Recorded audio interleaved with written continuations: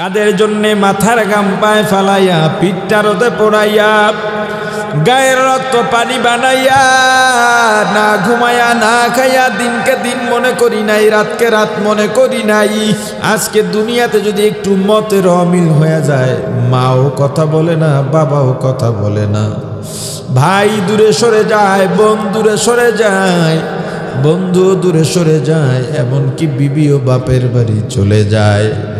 ওরে মুসলমান, তাহলে তাকে তো বন্ধু বানায় লাভ নাই। যে বিপদের সময় আমার সঙ্গে থাকে না, বন্ধু তাকেই বানাও যাকে সদা সর্বদা কাছে পাওয়া যাবে। তিনি কে? জোরে বলেন তিনি কে? বালিশের সঙ্গে মাথাটা লাগাইয়া মোরাকাবা করেন, আজরাইল তো আসবেই, আমি যদি মারা যাই ধরে নিবেন আমি তো মারা গেলাম। সবাই কান্নাকাটি করে ঠিক, তবে সবাই আমার কবরে পাঠাবার জন্যও প্রস্তুতি নিতেছে। কেউ গরম পানি বসায়, কেউ মশারি টানায়, কেউ বাজারে যায় কাফনের কাপড় আনার জন্যে, কেউ মসজিদে গেছে খাটিয়া আনার জন্যে, কেউ কবর খুঁড়তে গেছে, কেউ বাঁশ কাটার জন্যে গেছে। আমাকে গোসল করাইয়া 3খানা বা 7-5খানা সাদা পাতলা কাপড়ের প্যাকেট বানাইয়া মুর্দার খাটে উঠাইয়া জানাজা দিয়া 4 জনে কাঁধে নিয়ে কবরের দিকে রওনা হয়। আমার ছোট ছোট ছেলে মেয়েগুলো পেছনে পেছনে দৌড়ায় আর আমাকে আব্বু আব্বু বলে ডাকে। সন্তানের ডাকে সাড়া দেওয়ার শক্তি আমার নাই। আমার বিবি ঘরের ফ্লোরে গড়াগড়ি করে কাঁদে, আমার মা বাড়ির দরজায় গাছের আড়ালে দাঁড়াইয়া আমার লাশের দিকে তাকাইয়া তাকাইয়া কাঁদে। আমাকে কবরের মধ্যে রেখে মাথার মুষ্টি খুলে পায়ের বাঁধন খুলে উঠে গেল সবাই বাঁশের চালি দিয়া, কলা পাতা বিছাইয়া সবাই মাটি দিয়া চলে যায়।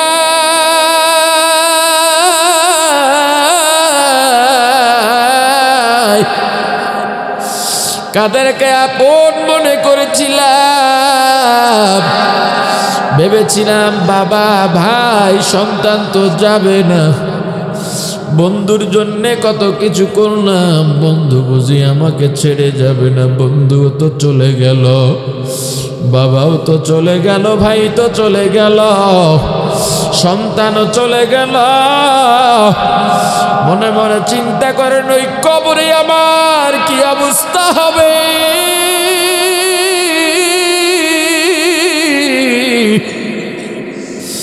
ওই কবরটা কেমন, আরে কবরে কেমন করব।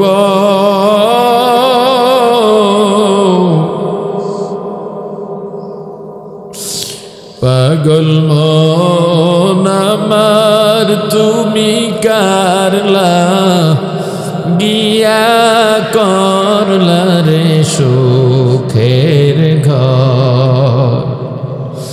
পাগল মন আমার তুমি কারলা গিয়া করলা রে বাড়ি ঘর।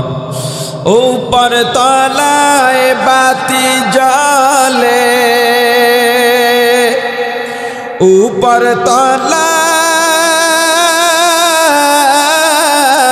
বাতি জ্বলে, নিস্তলাতে অন্ধকার তুমি কারলা গিয়া করলা রে সুখের ঘর। পাগল মন আমার তুমি কারলা গিয়া করলা রে বাড়ি ঘর। দুদিনের এই রংতা মাশা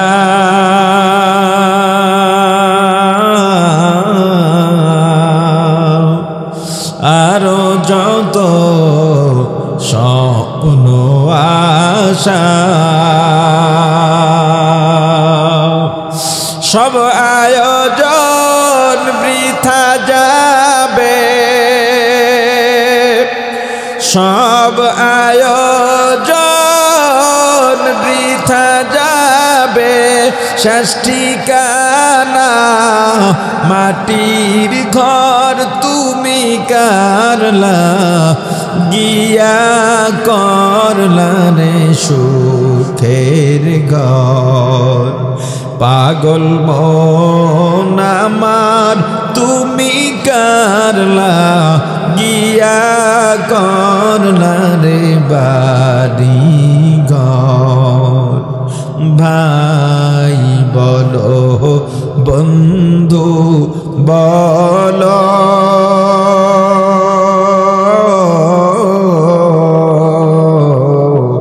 নয়তো কেউ আপন তোমার দু চারটা দিন কেঁদে কেহ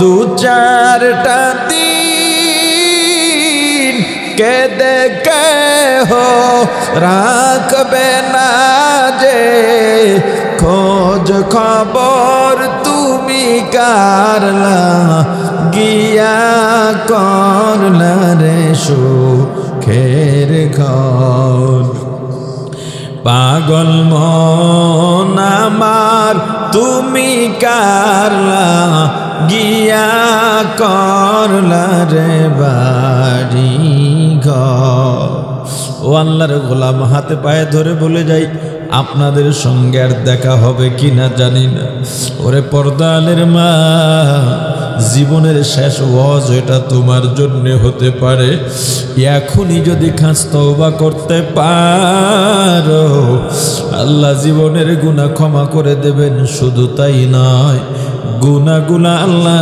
নেক দিয়া পরিবর্তন করে দেবেন ওরে আল্লাহর গোলাম ওই কবরে কেমনে থাকবো কবরে তো আমাকে রাখা হলো ডানে মাটি বামে মাটি নিচে মাটি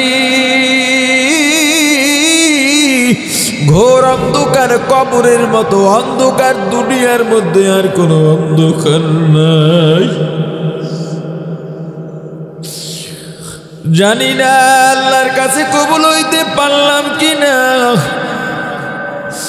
আমি যদি বেঈমান নাফরমান হয়ে আসি আমার সাজার কোনো অভাব নাই এতটুকু চিন্তা করার পরে যদি দেখো মনটা নরম হয়ে গেছে ওরে আল্লাহর গোলাম হাতে পায়ে ধরে বলি তখন আর ঘুমাইও না সবাই ঘুমায় গেছে তুমি জেগে যাও সুন্দরভাবে ওযু বানাইয়া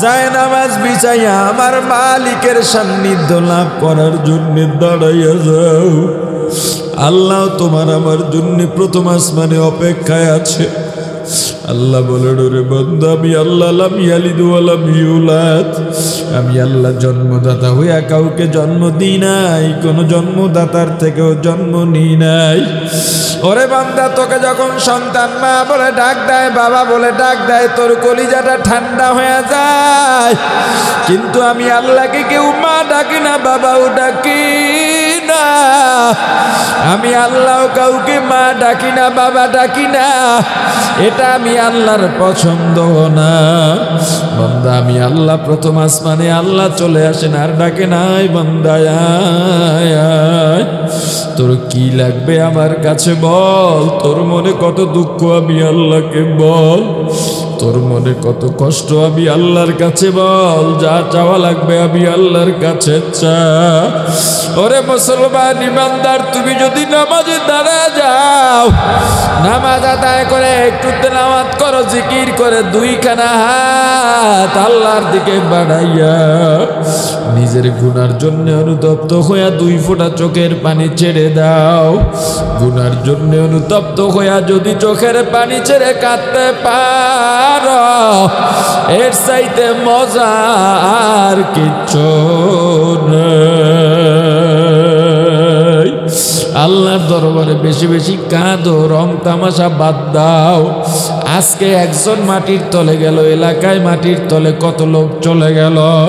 কালকে তুমি আমি যাব, দুনিয়াবাসী দেখবে, ওই এলান হয়ে যাবে অবুকার দুনিয়ার মধ্যে নেই।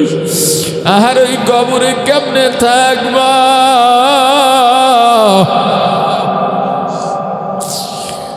বেঈমান নাফরমান হইয়া কবরে যাও না। কবর কিন্তু দৈনিক তোমাকে আমাকে ডাকে আর বলেন, বনি আদম, আমি কবর কিন্তু ভালো জায়গা না, আমি কবর কিন্তু সাপ বিচ্ছুর ঘর, পোকামাকড়ের ঘর, আমি কবর কিন্তু জাহান্নামের আগুনের গাড়া। বেঈমান নাফরমান হইয়া যদি কবরের মধ্যে আসো, কবরের দুই দিক থেকে মাটি এমন ভাবে চাপ মারবে, শরীরের হাড্ডিগুলো টুকরা টুকরা হয়ে যাবে। এর চেয়ে বড় শাস্তি আর কিচ্ছু হইতে পারে না।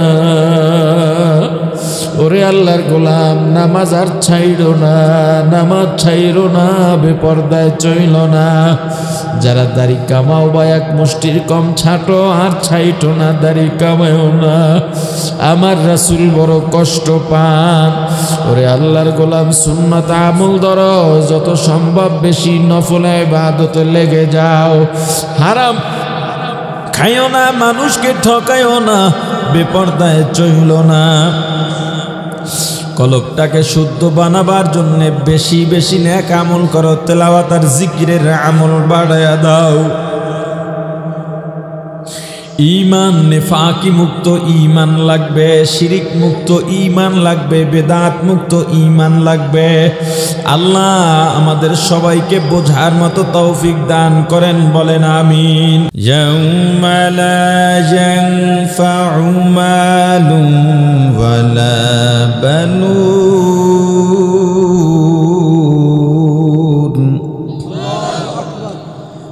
ইল্লা মান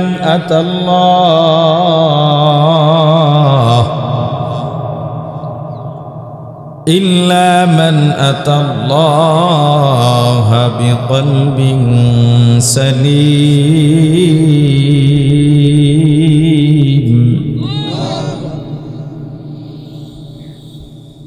ইয়াউমা লা ইয়ানফাউ মালুন ওয়ালা বানুন ইল্লা মান আতাল্লাহ বিকলবিন সালিম।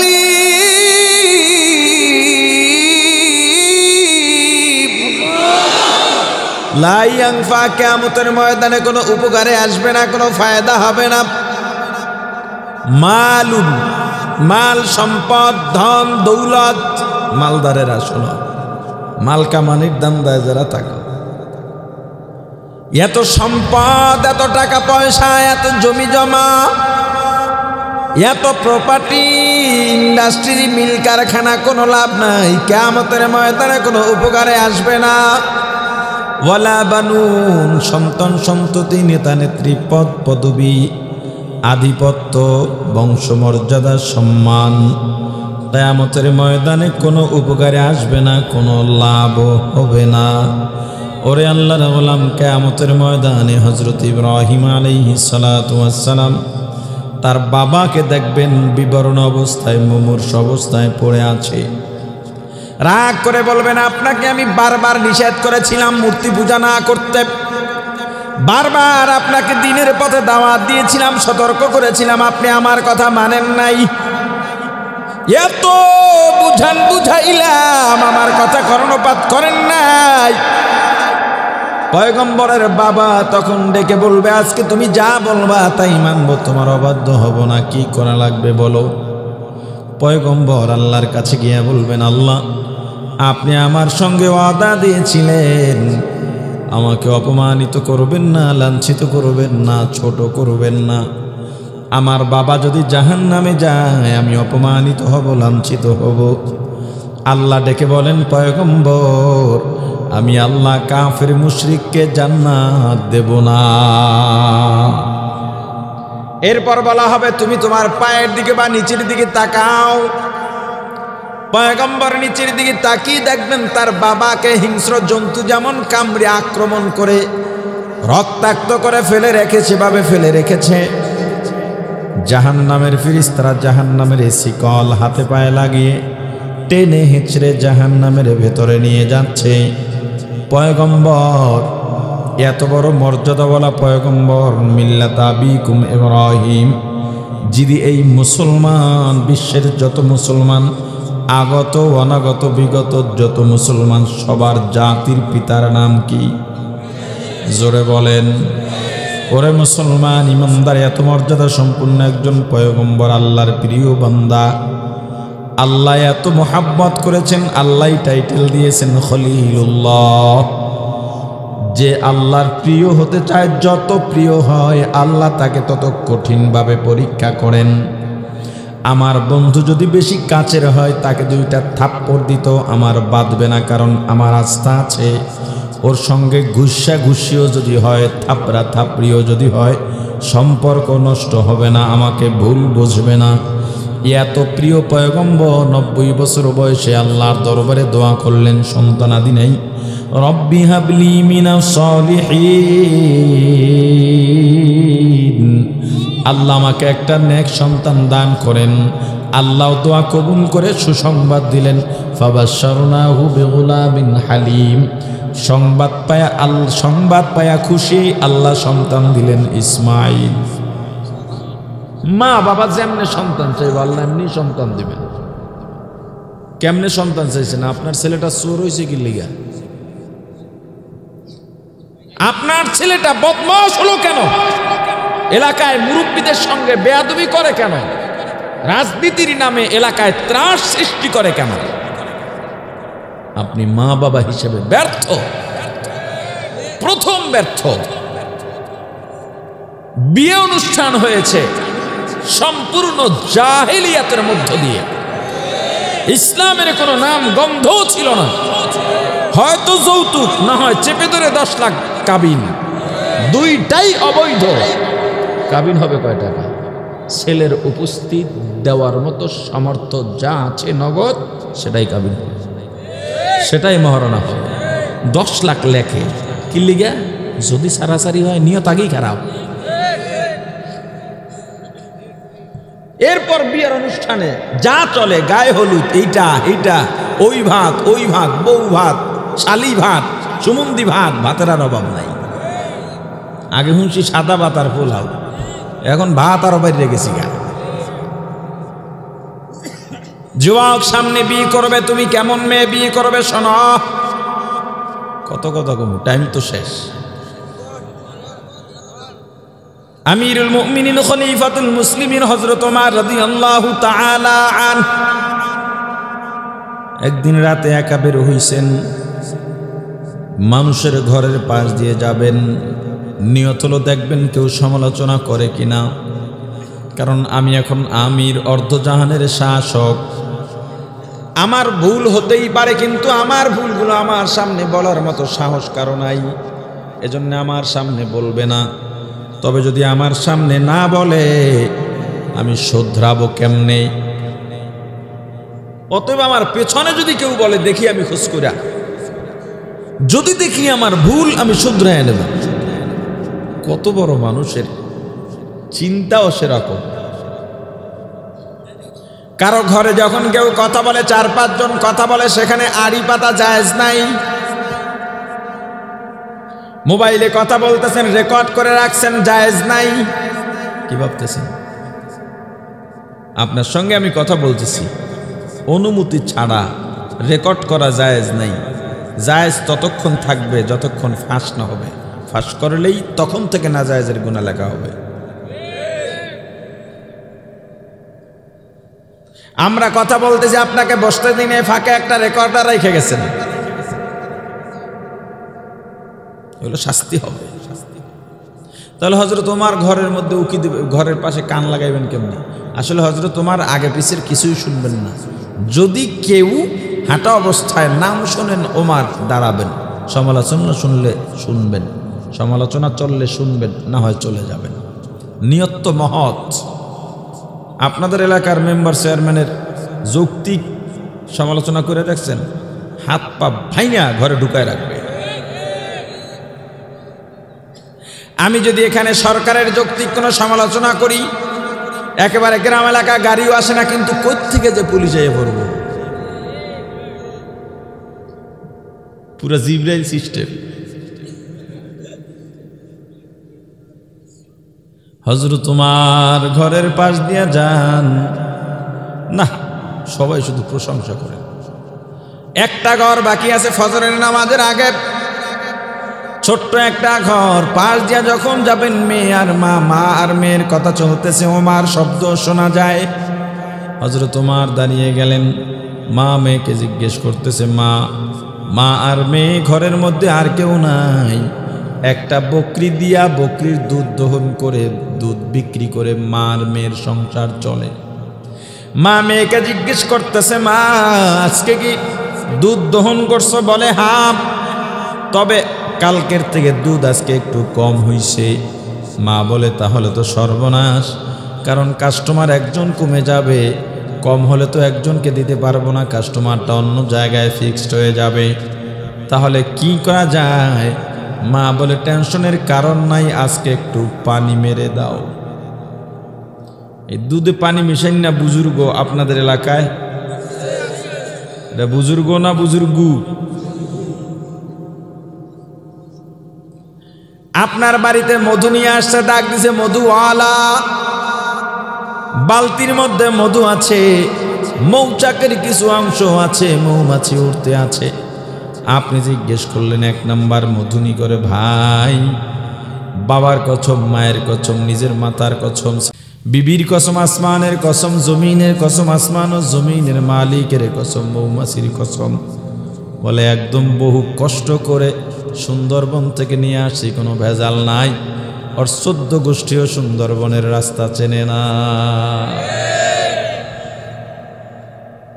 গেঞ্জির দোকানে গেছেন গেঞ্জি কেনার জন্যে, গেঞ্জি একটু সাইজে ছোট হয়ে গেছে, দোকানদার এবার বলে ভিজাইলে ছাড়বে। এবার গেঞ্জি একটু বড় হয়ে গেছে, একই দোকানদার বক্তব্য পাল্টে গেল। এবার দোকানদার বলে ধুইলে খাঁচবে। ওরে বাটপার। ফলের দোকানে গেলেন, 4-5টা ফলের দোকান, আপনাদের এখানে আসে ফলের মধ্যে দিয়েছি, ফরমালিন ছাড়া ফল আছে কার? একজন খপ করে আপনার হাতটা ধরে ফেললো, মিয়া চিল্লেন না, কোন দেশে থাকেন? ফরমালিন ছাড়া ফল খোঁজে। ফরমালিন ছাড়া কিছু আছে না কি দেশে? হুজুরগো মধ্যে এখন ফরমালিন। বাইরে এই যে ফল দেখেন সব ফরমালিন, আমারগুলো তো ফরমালিন, মিশা কথা কইয়া ব্যবসা করি না। পুশিংটা কিন্তু অলরেডি দিচ্ছে, আপনি টেরো পান নাই যে আমারগুলাও কি ফরমালিন, মিশা কথা কইয়া ব্যবসা করি না। আপনি তো মনে করছেন এর চেয়ে বড় বুজুর্গ এই দেশে আর নাই, কিন্তু ভাই আপনার চেহারা দেখে বুঝছি আপনি ফরমালিনের লোক না। একটুক না চিনলে এত বছর কি ব্যবসা করলাম? আমরা চোখ দেখলেই কইতে পারি কে কি চায়। তো সবাই তো ভালো জিনিসের কদর বোঝে না রে ভাই। আমার কাছে ফরমালিন ছাড়া আম আছে, এগুলো উপরে রাখি না, সবাই এর কদর বোঝে না, নিজ দিয়া বাইর করে। এই যে রাজশাহী থেকে নিজে গিয়া নিয়ে আসছি, টাকা কিন্তু 2টা বেশি লাগবে, অথচ উপর নিচ সমান। এই যে লেকচার দিছে এই জন্য 2টা বেশি নিল। হাজি সাহেব নামাজ পড়ে, সালাম, নামাজের মধ্যে ফকের চুলকায়, পাশের থেকে একজন তাকায় রয়েছে, ফকের চুলকায়, পকেটে কি? হাজি সাহেব নামাজের সালাম ফিরে পকেট থেকে 1000 টাকার 500 টাকার একটা নোট বের করছে। কি হয়েছে হাজি সাহেব? টাকাটা ছেড়া, চালাই দেবেন, টেনশন কিসের, বেশি নোটের মধ্যে ঢুকাই দেন। 500, 1000, 100 টাকার নোট দেখাইয়া দেওয়ার মতো, ছেড়া নোট দেখাইয়া দেওয়ার মতো দরবেশ আমার চোখে কমই পড়েছে। আমিও যখন ছেড়া নোট পাই মনে চায় মধ্যে ঢুকাই দিই যেন না দেখে, খালি ইমানের তাগিদে দিই না। হাতে পড়লি এই 4-5 দিন আগেও এটা টাকা 1000 টাকা, বেশ ভালো ছেঁড়া। ওইটার চিন্তা করতেছি একটার নিচে দিয়ে দিই, আবার চিন্তা করি না, পরে ওই টাকাটা আলাদা পকেটে রেখে দিছি। আপনার কাছে একজন 20,000 টাকা পাবে, 19,000 টাকা দিলেন, ভালো 1,000 টাকার একটা নোট ছেঁড়া ভেতরে ঢুকায়া দিলেন। ওই নোটটা আপনার পাওনাদার, সে এখনো চালাইতে পারে নাই। আপনি 19,000 টাকার ঋণ মুক্ত হলেন। 1,000 টাকা কিয়ামতের ময়দানে দেওয়া লাগবে। কেমনে দেবেন? এই যে ওয়াজ শুনতেছেন, তাহাজ্জুদ পড়তেছেন, চরমনাই কেরা উইনা চলাভাঙ্গা দৌড়ান, শশিনা যান, এই সব নেক লয়ে যাবো গায়ে। ছেঁড়া টাকার নোট আর লুকাইয়া দেবেন? না দেখলেও বলবেন ভাই টাকাটা ছেঁড়া, দেখো তুমি চালাইতে পারবা কিনা। এটা ইমানদারি। এগুলো যারা করে ওই সমস্ত ইমানদারদের আল্লাহ ডাকছেন। কেমন ইমান আনতে বলছেন এটা বলবো না। দোকানে গেছেন বাজার করার জন্য, 48 টাকার কেনাকাটা হলো, 50 টাকার নোট দিছেন, কয় টাকা পাবেন? কথা কয় না। দোকানদার দেয় কি? খবরটা কি? দেখেন কাজটা একটা ছোট কাজ, তাই না? 2 টাকা একটা চকলেট, অথচ কত বড় গুনাহ এখানে। আমি পাবো আপনার কাছে টাকা, কেনাকাটা যা সব তো শেষ হয়ে গেছে, এখন 2 টাকা পাবো, টাকা আর পণ্য আসমান জমিন ব্যবধান। আমি 2 টাকা দিয়ে 2 টাকায় যা পাওয়া যায় ইচ্ছা মতো 2 টাকার চাহিদা মিটাইতে পারবো। চকলেট দিলে তো 2 টাকার চাহিদা মিটবে না, কারণ আমি 2 টাকা দিয়ে বেলেটও কিনতে পারি, 2 টাকার মুড়িও কিনতে পারি, বাদামও কিনতে পারি, সুতাও কিনতে পারি, সুইও কিনতে পারি।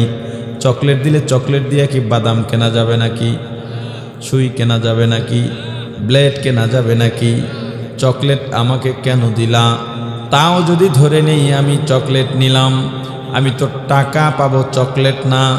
টাকা দিলা 2 টাকার বদলে, চকলেট তো কিনি নাই, পাবো তো 2 টাকা, চকলেট তো 2 টাকার না। তোমার বিক্রয় মূল্য যদিও 2 টাকা, তবে তুমি চকলেট তো কিনছো 1 টাকা 60 বা 70 পয়সা দিয়া, বাকি 30 পয়সা কে দেবে? আমি জানি না এই খুচরা ওয়াজ আপনাকে মাঝে কেউ করে কিনা।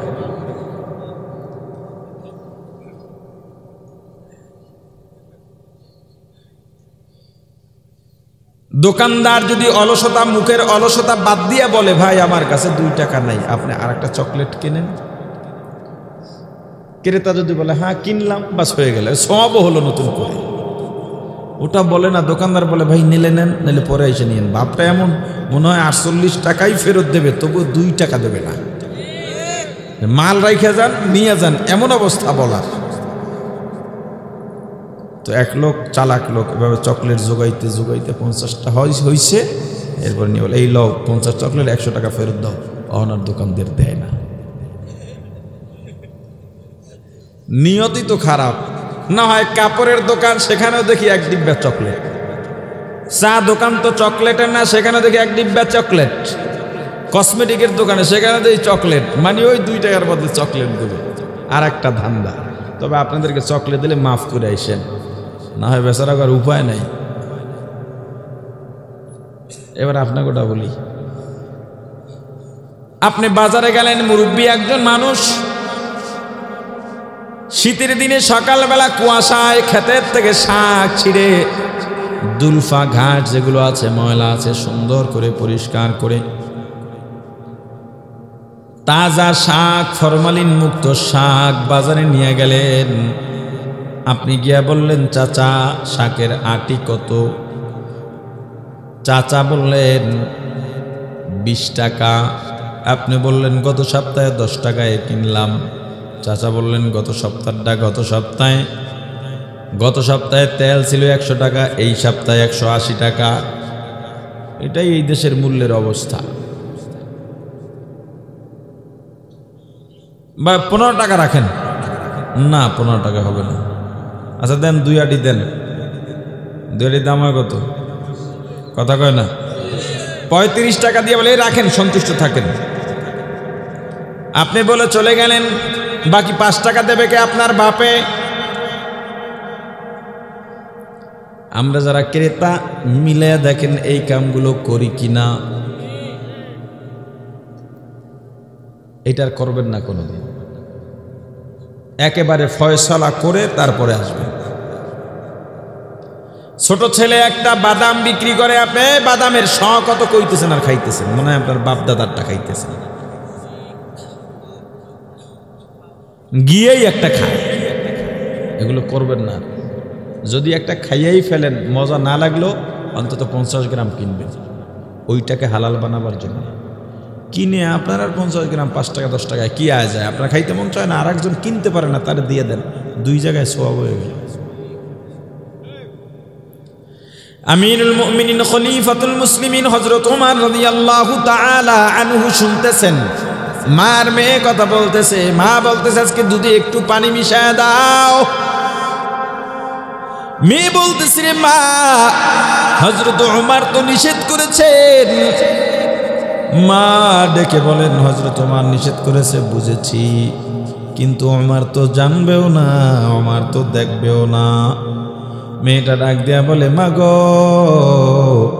ওমর যদিও না দেখেন, ওমরের আল্লাহ তো দেখে। আউলিয়ারা কারে উকবা ইখতিয়ার, জাহেলারা কারে দুনিয়া ইখতিয়ার। আশিকারা মিল্লত মযহব জুদাস্ত, আশিকারা মিল্লত মযহব খুদাস্ত। হযরত ওমর আর দেরি করেন নাই, চলে গেলেন। ফজর পড়লেন, তেলাওয়াত করলেন, জিকির করলেন, ইশরাক পড়লেন। এরপরে খবর পাঠাইলেন, অমুক জায়গায় একটা ঝুপড়ি ঘর আছে, মা আর মেয়ে বসবাস করে। আমি তাদের দেখি নাই, তাদের বাবাও নাই, তাদের সমাজে তেমন ভালো অবস্থানও নাই, তাদের কোনো ক্ষমতা নাই, টাকা পয়সাও নাই, মাত্র একটা বকরি দিয়া তাদের জীবন চলে। তবে ওই মেয়েটাকে আমার পছন্দ হইছে, আমার ছেলের বউ বানাইয়া আমার বাড়ি আনতে চাই। মেয়েরে দেখছেন, সম্পদ আছে, ক্ষমতা আছে, কিচ্ছু নাই। হযরত ওমর পুত্রবধূ বানাবেন ওমরকে। অর্ধেক পৃথিবীর শাসনকর্তা, রানিং শাসনকর্তা, অর্ধেক পৃথিবীর প্রেসিডেন্ট, অর্ধেক পৃথিবী কর্তৃক হবে মঠবাড়িয়ার সমান। বরগুনা, পিরোজপুর ইউনিয়নের ছাত্রদল, ছাত্রলীগের সভাপতি, যে দাপট, বাপরে বাপ, অর্ধেক পৃথিবীর শাসনকর্তা হযরত ওমর, ইসলামের দ্বিতীয় খলিফা, জান্নাতের সুসংবাদ প্রাপ্ত সাহাবী, নিজের ছেলের বউ বানাইতেছেন কারে? সুন্দর আছে কিনা দেখেন নাই, টাকা আছে কিনা দেখেন নাই, ক্ষমতা আছে কিনা দেখেন নাই, 1 নম্বরে দেখেছেন দিনদারি, মুত্তাকি। ঘটনা আরো আছে সামনে, একটু বুঝাবার জন্য এই লম্বা কতখানি বয়ান করা লাগলো। কেমন মেয়ে তুমি বিয়ে করবারে যুবক? 1 নম্বরে তুমি দেখবা দিনদারি আছে কিনা, খাস পর্দা আছে কিনা। খাস পর্দা বলতে কি? আমরা মনে করি শালি দুলাভাই দেখা দেবে না, ভাবি দেবর ভাসুর দেখা দেবে না, এটাই মনে হয় অনেক বড় পর্দা। খাস পর্দা বলতে যাদের সাথে দেখা দেওয়া জায়েজ নেই তাদের সঙ্গেও দেখা দেওয়া যাবে। চাচির সঙ্গে দেখা দেওয়া যায়নি, মামির সঙ্গে, আসতে কয়, মামির সঙ্গে, খালার সঙ্গে, না বলে খালাকে, মায়ের বোন, ফুফুকে, বাবার বোন, বাবার বোন, বাবার মা, বাবার মেয়ে, বাবার আর কি, এই এদের সাথে দেখা দেয়। মা, বাবার শাশুড়ি, এ তো মায়ের মা। এই চাচির সাথে দেখা দেওয়া যাবে না, যে অমুক এই এলাকায় ওই ঘরটা একবারে খাস পর্দা, কিন্তু এই ঘরে দেখা যায় চাচির লোকে দেখা দেয়, মামির লোকে দেখা দেয়, কথা কয় না। চাচার সাথে মেয়েরা দেখা দিতে পারে, চাচির সাথে ছেলেরা দেখা দিতে, চাচাকে বাবার ভাই, চাষিকে চাষার বউ করতে আইছে, আমার চাষার লগে আইয়া না চাষি হইছে, কথা কয় না। এখন আপনার চাষিরা কইবে হুজুর করতে আইছে, তোর ছোট কাল থেকে লেখাপড়া কতবার কোলে মুছছো আগছো এর হিসাব আছে। ছোট কাল থেকে পালছি নিজের ফোলার মতো, তুই কি আমার দিকে খারাপ নজরে তাকাবে? হুজুর আইছে করতে। চাচি মামিরা খারাপ নজরে তাকানোর জন্য তো বলা হয় নাই, যদি খারাপ নজরে তাকায় তাহলে তো জেনার গুনাহ হবে। খারাপ নজর যদি না থাকে বেপরদারে কবিরা গুনাহ হবে, ৭,০০০ বছর জাহান্নাম। বুঝতে পারছেন? কয় আমাদের দিল ফ্রেশ, আমাদের মনে খারাপ কিছু নেই, যদি না থাকে তো ভালো। দিল ফ্রেশ দেখেই তো বেপর্দা কবিরা গুনাহ, দিল যদি ফ্রেশ না হয় তাহলে তো আরো মারাত্মক গুনাহ। কথা বুঝাইতে পারছি? কি মনে করলেন খাস পর্দা কি শেষ হয়ে গেছে? খাস পর্দা এবার শোনেন। যেই মেয়ের বয়স ৬-৭ বছর হয়ে গেছে, ওই মেয়েটা বাবার সঙ্গে ঘুমাইতে পারবে না, ওই মেয়েকে বাবা গোসল করাইতে পারবে না। যেই ছেলেটার বয়স ১০-১২ বছর হয়ে গেছে, ওই ছেলেটা মায়ের সঙ্গে ঘুমাইতে পারবে না। যেই মেয়েটা বালেগা হয়ে গেল, যেই মেয়েটা প্রাপ্তবয়স্ক হয়ে গেল শরীয়তের দৃষ্টিতে, ওই মেয়েটা বারবার বাবার সামনে বিনা কারণে যেতে পারবে না, ভাইয়ের সামনে বিনা কারণে যেতে পারবে না। যখন যাবে প্রয়োজনে তখন তার শরীর এমনভাবে ঢাকা থাকবে, তার কোনো অঙ্গ প্রত্যঙ্গ যেন বোঝা যায় না, শুধুমাত্র মুখটা খোলা থাকবে। যেই মা ছেলে আছে বয়স্ক ছেলে, অসুন্দর শুনাইবে না, কিন্তু মা এখনো জোয়ানি আছেন, ওই মাও বয়স্ক ছেলের সামনে বারবার বিনা কারণে যাবে না। ইসলামের এই নির্দেশনা আপনার কাছে মনে হতো এক সময় ইসলাম কি মনে করে, এখন দেখেন পেপার পত্রিকায় দেখেন মা আর ছেলের জেনার ঘটনার কোনো অভাব নাই। ভাই বোন তো এটা ক্রস মানে লিমিট ক্রস করে ফেলেছে, এখন মা আর সন্তান, বাবা মেয়ে। মুসলমান ইমানদার এক নম্বরে দেখবা দিনদারি আছে কিনা, এই সমাজের অবস্থা ভালো নয়। এই সময়ের বেপরদা মেয়েরা, সতী থাকা, সতীত্ব রক্ষা করা বড় কঠিন। কারণ ৮, ৯, ১০ বছরের ছেলে মেয়েরাও এখন অ্যান্ড্রয়েড মোবাইলের মাধ্যমে, আমাদের আগের জমানা বা আমাদের জমানাও বলা যায়, আমাদের সময় চিন্তা করতাম বিয়ে করলে মানুষের মুখ দেহা মুখে নেই। আর আমগো আগের যারা আসলে এরা তো আরো ৩-৪ দিনে যে মুখের রুমাল সারা না, এটা তো আমরাই দেখছি। বাড়িতে বউ আসছে, ১ সপ্তাহ বউর ঘুমটা রয়েছে আডু পর্যন্ত, কথা কয় না। আর এখন বিয়ে বউ না আছে,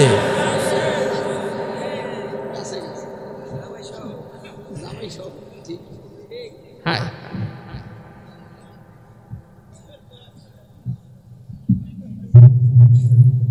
ছোট ছোট ছেলে মেয়েরা এখন সবকিছু বোঝে। আমার বিয়ের বয়স তো আর বেশি না, এই লজ্জাশরম মানুষের মধ্যে থেকে গেল বেশি। সিনেমা যখন অ্যাভেলেবেল হলো তখনও ততটা যায় নাই, যখন এই ৪-৫ বছরে অ্যান্ড্রয়েড মোবাইলগুলো চলে এলো। আমার বিয়ের বয়স ১৩ বছর, ওই সময় বিয়ে করে আর ৩ দিনে তো ঘর থেকেই বাইরে নেই, শরমে মানুষে কি করবে।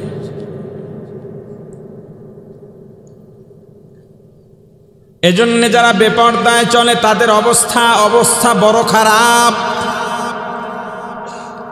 যুবক তুমি বিয়ে করবা, ১ নম্বরে দেখবা দিনদারি আসেনি। দিনদারি থাকলে আলহামদুলিল্লাহ, টাকা পয়সার দরকার নাই, ক্ষমতার দরকার নাই, সুন্দরী না তাও দরকার নাই, দিনদারি আছে, এরপর টাকা পয়সাও আছে আলহামদুলিল্লাহ, দিনদারি আছে এরপরে ক্ষমতা আছে আলহামদুলিল্লাহ, দিনদারি আছে এরপরে মেয়েটা সুন্দরীও, নূরুন আলা নূর, কিন্তু সব আছে দিন নাই, কিছুই নাই। বিয়ে করবা মহারানা ধার্য করবা কেমনে? সামর্থ্য অনুযায়ী। কি বলেছিলাম? সামর্থ্য অনুযায়ী। 10 লাখ 20 লাখ কেন যদি ছাইড়ে দেয়? নিয়ত তো আগেই খারাপ। ছেলের উপস্থিত কামাইয়ের নগদ অর্থ থেকে যা দেওয়ার সামর্থ্য আছে ততটুকু মহারানা ধার্য করে বিয়ে করবা। বিয়ে করার পর বাসর ঘরে যাইবা। কি করবা? বাসর ঘরে গিয়া অজু করে বাসর ঘরে ঢুকবা, সালাম দিয়া ঢুকবা। বিবিকে সালাম দিয়া প্রথমে এই মহারানার টাকাটা রাখবা, রেখে বলবা এই তোমার মহারানা। বিবি যদি বলে মাফ করে দিলাম, হবে না, টাকা রেখে দাও, আজকে আবেগে দিতেছ, 2 দিন পরে আফসোস করবা। তোমার টাকা তোমার কাছে রাখো, আমি তোমার ভিক্ষা নিতে চাই না। অনেক স্বামী বলে আবার মাপ চায়। চাইছো? মাপ চাইছো?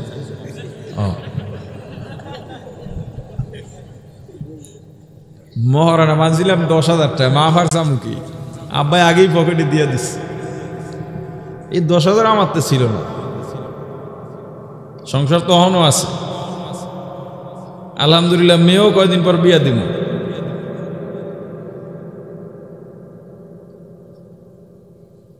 এই মাহফিল শেষ করে যাবো, কয়টা বাজবো রাত জানি না, কুয়াকাটায় ওগুলো নিয়ে আসছি। অতক্ষণ বসে থাকবো। কোরআনের হাফেজা।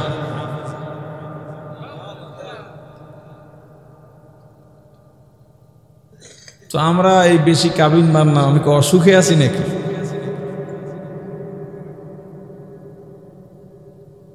আফসোস। মাফ কারে কয়?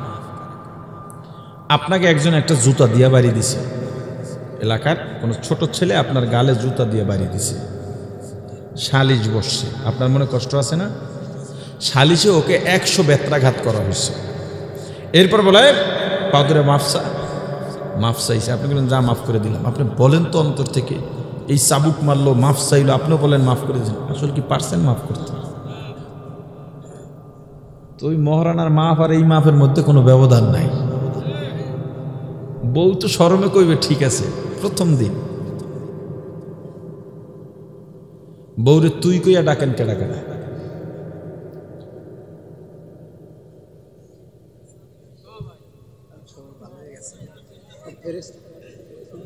এখন মহিলারা যদি একটাও কিন্তু হাত ওঠে নাই, একটা উঠছিল ওই যে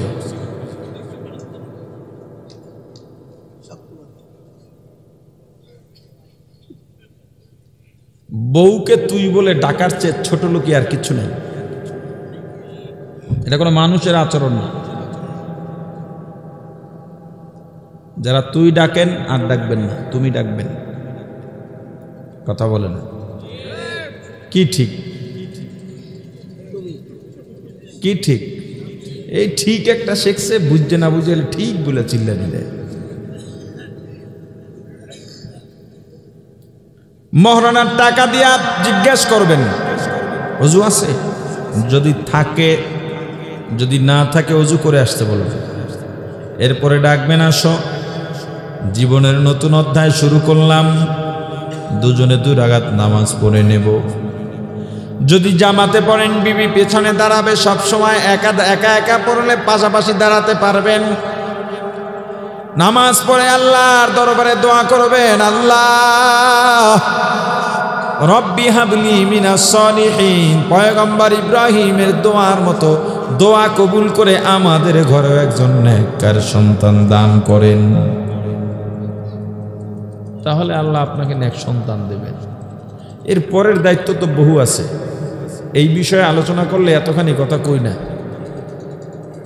কইলাম বোনাস হিসাবে। পয়গম্বর ইব্রাহিম আলাইহিস সালাতু ওয়াস সালাম যখন আল্লাহর পক্ষ থেকে সুসংবাদ পাইলেন, আল্লাহ ইসমাইলকে দান করলেন, কি খুশি। 90 বছর বয়স, এতদিন সন্তানের মায়া বুঝেন নাই, মায়া কেবল লেগে উঠছে। আল্লাহ কয় পয়গম্বর সন্তান দিছে কে? আল্লাহ আপনি। তাহলে সন্তানের প্রতি মায়া কি আমার থেকে বেশি হয়ে গেল? না, আপনার মায়াই আমার অন্তরে বেশি। আল্লাহ বলেন প্রমাণ দাও। কেমনে? ছেলেকে, ছেলের মাকে মরুভূমিতে রেখে আসো। একবারও প্রশ্ন করেন নাই আল্লাহ কেন রাখবে, দিয়ে আসছেন। সেখানে আরো কত ঘটনা। এরপরে অনেক দূর চলে গেল। ফালাম্মা বালাগা মাআহু সাইয়া, সন্তান যখন বড় হয়ে গেছে, বালেগ হয়ে গেছে, বাবার সঙ্গে চলাফেরা করতে পারে।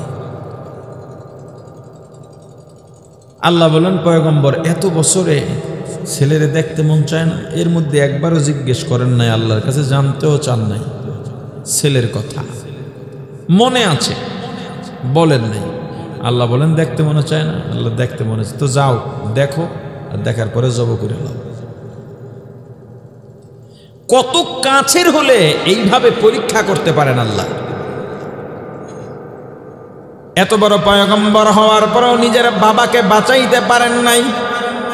পয়গম্বর নূহ আলাইহিস সালাতু ওয়াস সালাম নিজের সন্তানকে বাঁচাইতে পারবেন না। ওরে আল্লাহর গোলাম, দুনিয়ার টাকা পয়সা, সম্পদ, দুনিয়ার ক্ষমতা, প্রতিপত্তি, আধিপত্য, সম্মান, বংশমর্যাদা কিয়ামতের ময়দানে কোনো কাজে আসবে না। কিয়ামত তো বহুত দূরের কথা। এই দুনিয়ায় আপনার সম্পদ কতটুকু কাজে লাগে, এই দুনিয়ায় আপনার সন্তান সন্ততি কতটুকু কাজে লাগে। আপনি লক্ষ লক্ষ টাকা জোগাড় করলেন, কামাই করলেন, কিন্তু আপনি কামাই করার পর নিজের জন্য কয় টাকা আপনার খরচ হয়? আগামীকাল 3 বেলায় কয় টাকার খাবেন? বছরে কয়বার আপনি জুতা নতুন কেনেন? বছরে কয়বার জামা কাপড়, কয় স্যুট নতুন বানান? কয়টাই বা পান, চা খান? সবই তো পড়ে থাকে আপনার জন্য। আর কত টাকা কাজে লাগলো রে আল্লাহর গোলাম? বাবা ব্যাংকার, ঢাকায়ও বাড়ি করলেন, নরসিংদীতেও বাড়ি করলেন, ব্যাংকে 1 কোটি টাকা। বাবা মারা গেছে, একদিন হয়ে গেল, লাশ দাফন কাফনের খবর নাই। সন্তান সম্পদের ভাগাভাগি নিয়ে দ্বন্দ্বে ব্যস্ত। এই কদিন আগের ঘটনা। শেষ পর্যন্ত এলাকার যুবকেরা মানবতার খাতিরে, যার কোনো টাকার অভাব নাই, তাকে ফ্রিজিং অ্যাম্বুলেন্সে রাখার জন্য এলাকার থেকে চাঁদা তুলেছে। দুনিয়ার সন্তান, দুনিয়ার টাকা পয়সা আপনার কোনো কাজে লাগে না, কিয়ামতের ময়দানেও কাজে লাগবে না। ওরে আল্লাহর গোলাম, কিয়ামতের ময়দান বড় কঠিন, বড় কঠিন। আল্লাহ বলেছেন, ইমানদার মা বাবা বাদ দে, সন্তান বাদ দে, বিবি বাদ দে, টাকা পয়সার মায়াও বাদ দে, আগে ঈমান আন। ঈমান কি? 1 নম্বরে মুখে স্বীকার করা, ইকরার বিল লিসান। 2 নম্বরে তাসদীক বিল জিনান। 3 নম্বরে আমাল বিল আরকান। 1 নম্বরে মুখে স্বীকার করা, 2 নম্বরে অন্তরে বিশ্বাস করা, যেটা মুখে বলবো অন্তরেও বিশ্বাস করা লাগবে। 3 নম্বরে মুখের কথাটা কাজে পরিণত করে দেখাতে হবে। তুমি বললা নামাজ পড়া ফরজ, তুমি মুখের স্বীকারোক্তি দিয়া ইমানদার হয়ে গেছো, কিন্তু তুমি খাঁটি মুমিন হতে পারো নাই। নামাজ আদায় করার পরে পূর্ণ মুমিন হইবা। আল্লাহ চাপাবাজ, গলাবাজ, মুনাফিক মার্কা ইমানদারদের ডেকেছেন, ডেকে ডেকে বলেছেন, চাপাবাজি করলে হবে না, নামাজের আমল কর, রোজার আমল কর, জিকিরের আমল কর, পর্দার আমল কর, হালালের আমল কর, তবেই তুই খাঁটি মুমিন। ও মুসলমান, ইমানদার, আল্লাহর গোলাম, আল্লাহ বলেন, মুমিন হওয়া ছাড়া কিয়ামতের ময়দানে টাকা পয়সা সম্পদ তোমার কোনো কাজে আসবে না। ইল্লা মান আতাল্লাহ, তবে যারা আমি আল্লাহর কাছে আসবে, বিকলবিন সালিম, একটা শুদ্ধ কলব লইয়া, পরিশুদ্ধ কলব নিয়ে যারা কিয়ামতের ময়দানে হাজির হতে পারবে, এই কলবের দাম হবে কিয়ামতের ময়দানে, অন্য কোনো কিছুর দাম কিয়ামতের ময়দানে হবে না। আর শুদ্ধ কলবের জন্য ঈমান হলো প্রথম শর্ত। ঈমানই নাই, ঈমানের অবস্থা খারাপ। আপনার ঈমান আপনি মিলায় নেন, আপনার আমলের অবস্থা কি, আমলের চাহিদা কতটুকু আপনার মাঝে জাগে। দুনিয়া আর আখিরাত যখন পাশাপাশি হয়, আপনি কোনটাকে প্রাধান্য দেন দেখেন আপনি হিসাব করে। ভাইরা আমার, এই দুনিয়ায় চিরকাল থাকা যাবে না, চিরজীবন থাকা যাবে না। দুনিয়া ছেড়ে যেদিন রওনা দিয়া যাব, আপনার আমার সঙ্গে কেউ যাবে না। সতর্ক হয়ে যাও, কিয়ামতের ময়দানে যেমন আত্মীয় স্বজন কাজে লাগবে না, দুনিয়াতেও কিন্তু কাজে লাগে না। আজকে যখন এখান থেকে যাবেন, বাড়িতে গিয়া এই প্রথম সবাই যখন ঘুমায় যায়, বাতিগুলো বন্ধ, চারিদিক নীরব নিস্তব্ধ, পশু পাখিগুলো ঘুমায়, আপনি বালিশে মাথারা লাগায়া চিন্তা করবেন আজরাইল তো আসবেই আসবেই আসবেই। আজরাইলের চেহারা কেমন হয় জানি না, আজরাইলের সুরত কেমন তাও জানি না। আজরাইল যখন আসবে কেমন করব, আমার জান যখন কবজ করবে অবস্থাটা কেমন হবে। আমার যদি এখন জান কবজ হয়ে যায়, আমার বিবি ধাক্কা দিয়ে দেখবে আমি আর দুনিয়ার মধ্যে নাই। বিবি একটা চিৎকার দিয়া দৌড় দিয়া ঘর থেকে বের হয়ে যাবে, সন্তানগুলো ঘর থেকে বের হয়ে যাবে, মা বাবাও কাঁদবে, আত্মীয় স্বজন কাঁদবে, কিন্তু কেউ একবারের জন্যও বলবে না আমার স্বামী বা আমার সন্তান বা আমার ভাই বা আমার বন্ধুকে 2টা দিন দুনিয়ার মধ্যে রেখে দাও। তাহলে কি লাভ? কার জন্যে কান্নাকাটি করলাম? কাদের জন্যে মাথার গাম পায়ে ফালাইয়া, পিঠটা রোদে পোড়াইয়া, গায়ের রক্ত পানি বানাইয়া, না ঘুমায়া না খাইয়া দিনকে দিন মনে করি নাই, রাতকে রাত মনে করি নাই।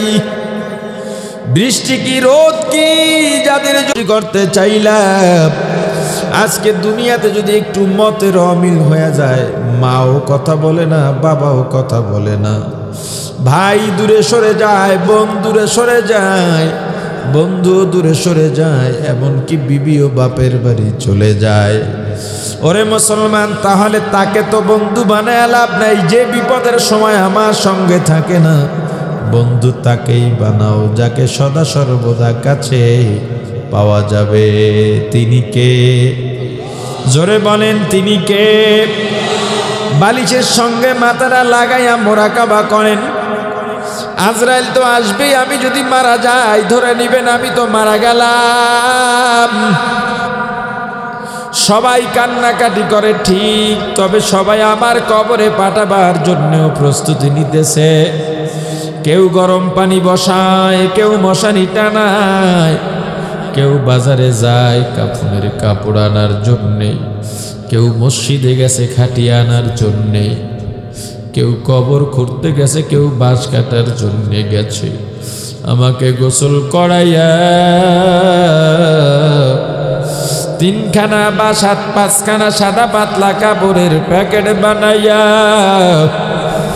মুর্দার খাটে উঠাইয়া জানাজা দিয়া 4 জনে কাঁধে নিয়ে কবরের দিকে রওনা হয়।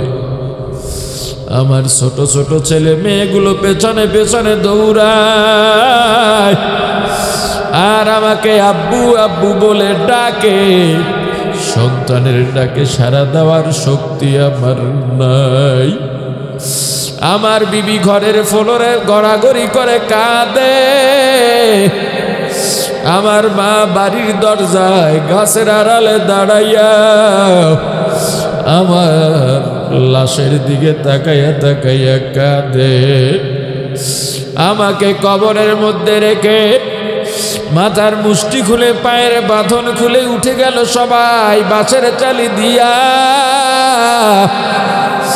কলা পাতা বিছাইয়া সবাই মাটি দিয়া চলে যায়।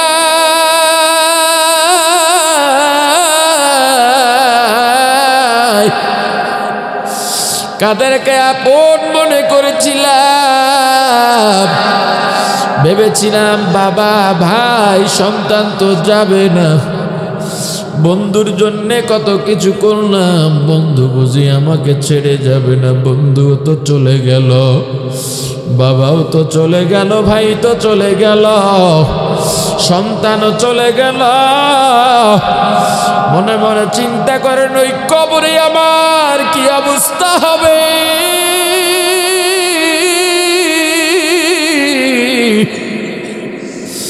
ওই কবরটা কেমন, আরে কবরে কেমন করব।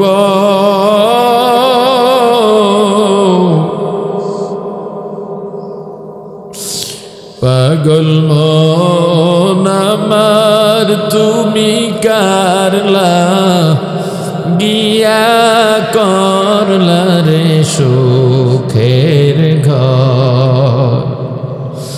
পাগল মন আমার তুমি কারলা গিয়া করলা রে বাড়ি ঘর।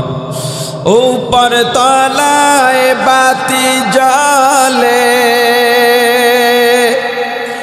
ऊपर तलाए बाती जाले, निस्तलाते अंधकार तुमी करला গিয়া করলা রে সুখের ঘর। পাগল মন আমার তুমি কারলা গিয়া করলা রে বাড়ি ঘর। দুদিনের এই রংতা মাশা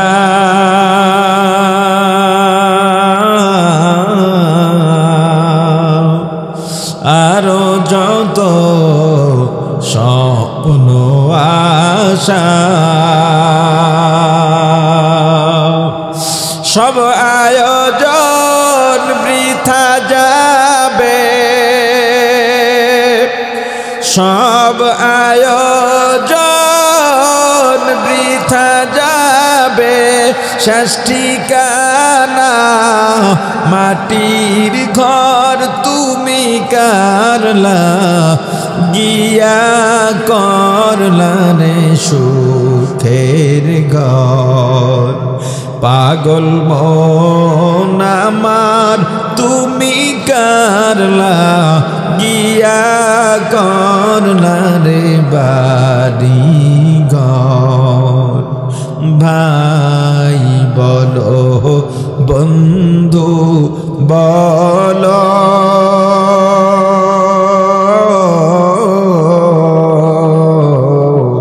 নয়তো কেউ আপন তোমার।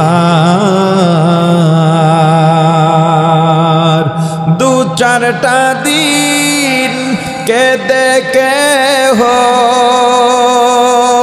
দু চারটা দিন কেঁদে কেহ রাখবে না যে খোঁজ খবর তুমি কারলা গিয়া করলা রে সুখের ঘর। পাগল মন আমার তুমি কারলা গিয়া করলা রে বাড়ি ঘর। ও আল্লাহর গোলাম হাতে পায়ে ধরে বলে যাই আপনাদের সঙ্গে আর দেখা হবে কিনা জানি না। ওরে পর্দালের মা, জীবনের শেষ ওয়াজ এটা তোমার জন্য হতে পারে। এখনই যদি খাস তওবা করতে পারো আল্লাহ জীবনের গুনাহ ক্ষমা করে দেবেন। শুধু তাই নয়, গুনাহগুলো আল্লাহ নেক দিয়া পরিবর্তন করে দেবেন। ওরে আল্লাহর গোলাম, ওই কবরে কেমনে থাকবো? কবরে তো আমাকে রাখা হলো, ডানে মাটি বামে মাটি নিচে মাটি, ঘোর অন্ধকার কবরের মতো অন্ধকার দুনিয়ার মধ্যে আর কোনো অন্ধকার নাই। জানি না আল্লাহর কাছে কবুল হইতে পারলাম কিনা। আমি যদি বেঈমান নাফরমান হয়ে আসি আমার সাজার কোনো অভাব নাই। এতটুকু চিন্তা করার পরে যদি দেখো মনটা নরম হয়ে গেছে, ওরে আল্লাহর গোলাম হাতে পায়ে ধরে বলি তখন আর ঘুমাইও না। সবাই ঘুমায় গেছে, তুমি জেগে যাও সুন্দরভাবে ওযু বানাইয়া যায় নামাজ বিছাইয়া আমার মালিকের সান্নিধ্য লাভ করার জন্য দাঁড়াইয়া যাও। আল্লাহ তোমার আমার জন্য প্রথম আসমানে অপেক্ষায় আছে। আল্লাহ বলেন, ওরে বান্দা আমি আল্লাহ লাম ইয়ালিদ ওয়া লাম ইউলাদ, আমি আল্লাহ জন্মদাতা হইয়া কাউকে জন্ম দিই নাই, কোনো জন্মদাতার থেকেও জন্ম নিই নাই। ওরে বান্দা তোকে যখন সন্তান মা বলে ডাক দেয়, বাবা বলে ডাক দেয়, তোর কলিজাটা ঠান্ডা হয়ে যায়। কিন্তু আমি আল্লাহকে কেউ মা ডাকি না, বাবাও ডাকি না। আমি আল্লাহ কাউকে মা ডাকি না, বাবা ডাকি না। এটা আমি আল্লাহর পছন্দ না। বান্দা আমি আল্লাহ প্রথম আসমানে আল্লাহ চলে আসেন আর ডাকে নাই, বান্দা আয় আয়, তোর কি লাগবে আমার কাছে বল। তোর মনে কত দুঃখ আমি আল্লাহকে বল। তোর মনে কত কষ্ট আমি আল্লাহর কাছে বল। যা চাওয়া লাগবে আমি আল্লাহর কাছে চা।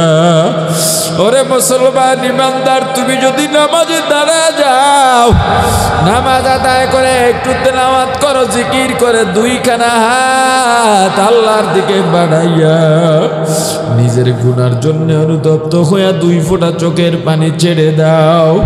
গুনার জন্য অনুতপ্ত হইয়া যদি চোখের পানি ছেড়ে কাঁদতে পারো, এর চাইতে মজা আর কিচ্ছু নাই। আল্লাহর দরবারে বেশি বেশি কাঁদো, রং তামাশা বাদ দাও। আজকে একজন মাটির তলে গেল, এলাকায় মাটির তলে কত লোক চলে গেল। কালকে তুমি আমি যাব, দুনিয়াবাসী দেখবে, ওই এলান হয়ে যাবে অবুকার দুনিয়ার মধ্যে নেই। আর ওই কবরে কেমনে থাকবা?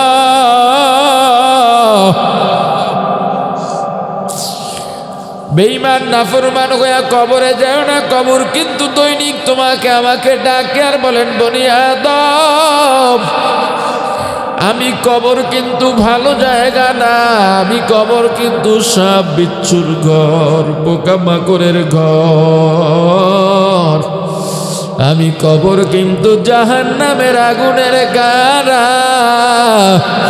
বেঈমান নাফরমান হইয়া যদি কবরের মধ্যে আসো, কবরের 2 দিক থেকে মাটি এমন ভাবে চাপ মারবে, শরীরের হাড্ডিগুলো টুকরা টুকরা হয়ে যাবে। এর চেয়ে বড় শাস্তি আর কিচ্ছু হইতে পারে না। ওরে আল্লাহর গোলাম, নামাজ আর ছাইড়ো না, নামাজ ছাইড়ো না, বেপরদায় চইল না। যারা দাড়ি কামাও বা এক মুষ্টির কম ছাটো, আর ছাইটো না, দাড়ি কামায়ও না। আমার রাসূল বড় কষ্ট পান। ওরে আল্লাহর গোলাম, সুন্নাত আমল ধরো, যত সম্ভব বেশি নফল ইবাদতে লেগে যাও। হারাম খাইও না, মানুষকে ঠকাইও না, বেপরদায় চইল না। কলবটাকে শুদ্ধ বানাবার জন্য বেশি বেশি নেক আমল করো, তেলাওয়াত আর জিকিরের আমল বাড়ায়া দাও। ঈমান নেফাকি মুক্ত ঈমান লাগবে, শিরিক মুক্ত ঈমান লাগবে, বেদাত মুক্ত ঈমান লাগবে। আল্লাহ আমাদের সবাইকে বোঝার মতো তৌফিক দান করেন, বলেন আমিন।